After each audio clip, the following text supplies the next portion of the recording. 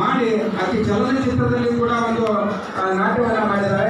ಆ ಭಾಗ್ಯವಿದ್ದಾರೆ. ಅವಳಿಗೆ ಸನ್ಮಾನ್ಯರಾಗಿರ್ತಕ್ಕಂಥ ಮಾನ್ಯ ಶಾಸಕರು ಅವರಿಗೆ ಸನ್ಮಾನವನ್ನು ನಡೆಸಿಕೊಡ್ತಾರೆ ಅಂತ ಕೇಳ್ಕೊಳ್ತಾರೆ.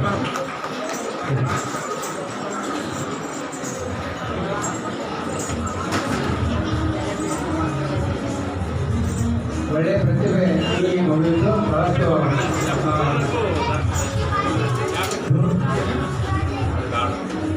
ಈ ಗಾಡ್ ಅಂತಕ್ಕಂಥ ಒಂದು ಚಲನಚಿತ್ರದಲ್ಲಿ ಕೂಡ ನಟಿಸಿ ಇವತ್ತು ಬೇರೆ ಬೇರೆ ರಾಮಚಂದ್ರ ಒಂದು ಮೈಸೂರು ಕೂಡ ಕಾರ್ಯಕ್ರಮಗಳಿದ್ದಾರೆ. ಅಂಥ ಒಂದು ಪ್ರತಿಭೆ ನಮ್ಮ ಈ ಕಾರ್ಯಕ್ರಮದಲ್ಲಿ ಆಗಮಿಸಿ ಕಾರ್ಯಕ್ರಮ ಮಾಡಿದ್ದಾರೆ.